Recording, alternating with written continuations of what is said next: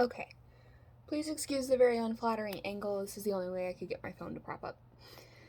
So, for work project number 2, I decided to talk about different ways that teachers can help their students who are struggling in the classrooms. I kind of got to this subject because I'm a secondary education major and I did a very similar project last year. And I find this whole topic of pre-referral intervention fascinating. So if I'm looking off camera, it's because I'm looking at my slides to kind of keep me on track. So how can teachers cater their approach/teaching style for different students? Pre-referral intervention is a type of help that can be given to a student before they are referred for special education, a 504, or an IEP. This allows for adjustments within the regular classroom or to specific assignments that can help level out the academic playing field for the student. There's a couple of different recognized approaches when it comes to this system. So there's the consultative approach, which allows the pre-referral team members to make suggestions based on their own personal area of expertise.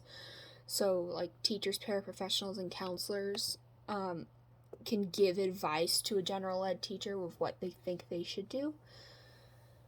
The collaborative approach allows other teachers and parents to help in the classroom when it comes to instruction. This can include tutoring outside of the classroom or individualized help within the classroom. The linear approach is more like a step-by-step thing where the pre-referral team will implement a new intervention and check back in a couple of weeks to see if it's helping, and if not, adjust where adjustments may be needed. Examples of pre-referral interventions. So for like a student who seems to always be struggling in their writing, you could give them a quieter place to work if it seems like if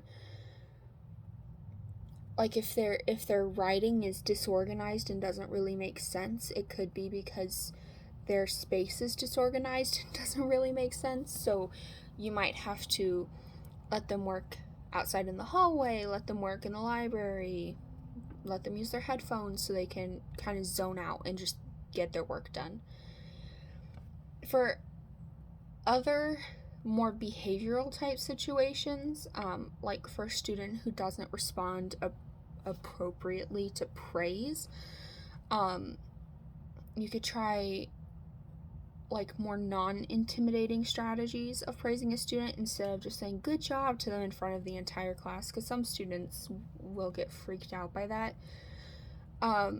You can just hand them positive handwritten notes. You could call home and tell their parents what a great job they're doing, or you can have a bulletin board in your room where you can just pin up work well done, and the kids who are curious can go and look at it. The video that I included in my slides is going over the theory of multiple intelligences, which I like to summarize as everyone is smart at something. You just kind of have to find your thing. So if you're teaching in a subject that isn't one of your students' multiple intelligences, that could be why they're struggling a little bit. Like for me personally, math, not my thing. Makes no sense to me. English, could do it all day, every day, no problem. So everyone is different and everyone learns different. And to that, there's different learning styles.